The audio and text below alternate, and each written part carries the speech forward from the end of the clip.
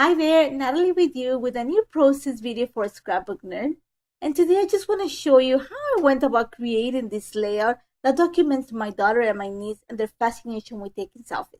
A couple weeks ago, I picked up the Along the Way collection by Pebbles from the store. There's a lot of new goodies arriving at the store, so make sure you check them out. And all I'm going to do is usually I skip the steps or when I'm back in a cut file, a cutout in this case, but I'm going to take the time to show you. And now this is personal choice. I like to use a lot of small prints or solid papers to back the cutouts. I love to show the detail of the cutout. So this is, like I said, preference, my personal choice. It's up to you what type of paper. So you're going to see this cut file in reality is pretty simple, but it has intricate little details. So my first choice is going to be to take one of the lemons in this case because it had a solid yellow pattern just to create the flower. And you're going to see that all I'm going to do is use a pencil just to trace the outline of the flower. And I'm going to actually cut it, fussy cut it, but I'm going to fussy cut it inside of the line that I trace. I'm going to leave quite a bit inside. I just got to make sure that, remember that when you trace with the pencil the image, you're tracing outside of the white line that the cutout is creating. So you want to make sure that when you glue the paper, none of the paper, in this case the yellow, is going to show. So make sure that when you fussy cut a little bit inside of the line that you created. That way the white is gonna be your limit. You're not gonna have any yellow. And if you have any pieces of yellow in this case, or any of the paper that you're using to back out, you're just gonna use a pair of scissors to fussy cut. So by tracing and taking that little step, it's just gonna help or reduces the time that you're gonna take fussy cutting the image.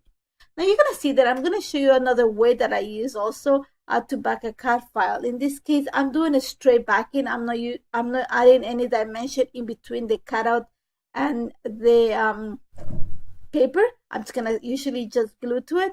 And you're gonna see that to create the little branches, I'm gonna use the two colors. I'm gonna use the green tone that you see and also the mint from this little paper that has the houses.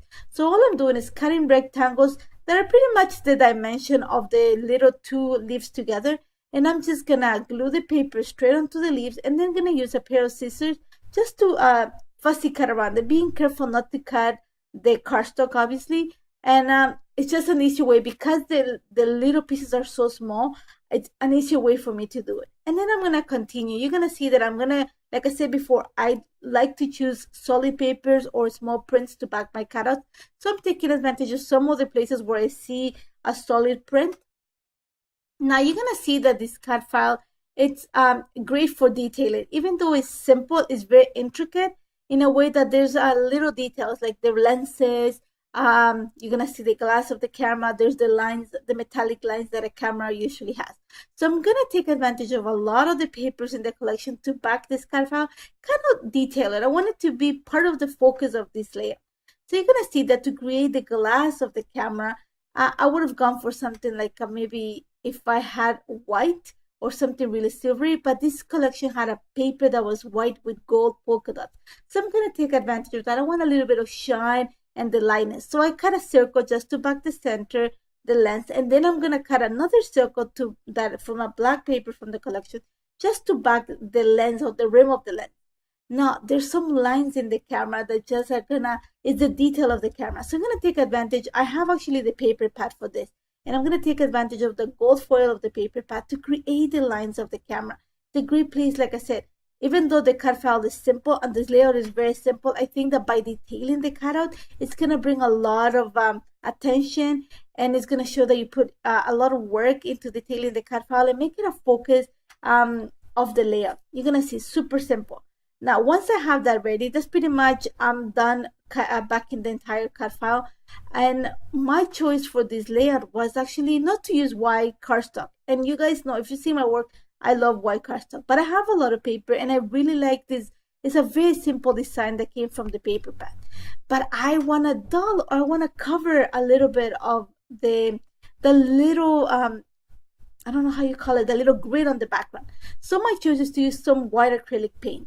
And all I'm doing is I'm using a dry brush, and you're going to see that I'm just adding some strokes just to kind of cover or haze the area where I'm going to put the camera and also the picture. So you're going to see that I'm not doing a heavy application of the white acrylic paint in this case. And in my choice, you're going to see that I kind of feather the edges of the where I'm applying the paint, just because I don't want it to be streaky. I want it to actually have, like I said, I'm thinking of hazing. So you're gonna see that I'm just kind of, I don't know how you say it, but I'm just kind of like feathering the edges of where I'm applying it with the brush. Now, I love my new guillotine. I just picked it up from the store. Love it. So all I'm doing is I'm gonna use a yellow paper. This is one of the yellow papers with gold that comes from the 6x8 that paper pad, just to back the picture. I added a little piece of vellum behind the picture just to soften the yellow. I don't want it to be flashy. I don't want it to stand out that much, but I want it to show a little bit. Now, because the camera, I've used different, I'm going to say like different layers of paper when backing it up. There's a little bit of dimension. So I'm just going to add this really fine piece of fun foam. This is from the dollar store, just to give it a little bit of a lift. And then I'm going to add some foam adhesive behind the picture, just to make it pop from behind the picture. Now, what I'm doing right now while everything, the paint dries in my background, is actually fussy cutting some of the flower images from some of the papers, and also the ephemera pack that came in the collection. There's these big circles, these big ovals full of flowers. So I'm just gonna fussy cut the floral motif from the paper. And now all you're gonna see me do is I'm just gonna start working and adding all those fussy cut details to the layout. I want to create clusters around the picture. And first thing I did is I created a cluster at the bottom of the camera, because I placed my picture on a diagonal. When I took the picture of my kids, I was sitting at the table, so it was kind of a weird angle. And that's one of the ideas of putting the picture on a little slanted, because if you see the lines of the wall actually match when they slant and make them actually kind of straight.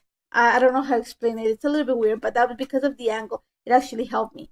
Now, so because I placed the picture on a slant, I'm going to kind of go for a diagonal design. You're going to see that I'm going to add my clusters at the top corner of the picture where the picture and the camera meet, and then at the bottom of the picture. And I'm just taking advantage, like I said, of all the fussy cut florals.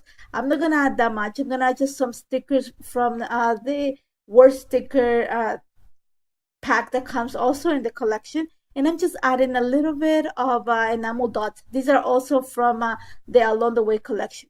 Now for my title, I'm using Paige Evans, or Pink Pages in this case, whimsical alphas. I love these alphas. They're small, and I'm taking the ones that actually they have these little peach tones, and I think it's gonna match a lot of the flowers.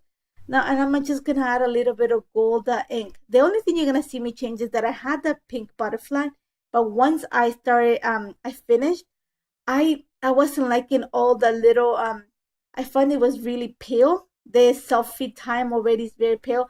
So I'm gonna change the butterfly to something more of the mint kind of teal look, just to bring the emphasis to the title. And that's about it. Super simple. Like I said, this layout took an hour. I hope you try it. If you have any questions, don't hesitate to contact me. You can check all the materials that I used at Scrapbook Nerd, and make sure you stop by. There's a whole bunch of new collections arriving. And thank you so much for joining me. Like I said before, don't forget to check the blog. And if you have any questions, don't hesitate to contact me. Thank you so much for joining me today. Take care, guys.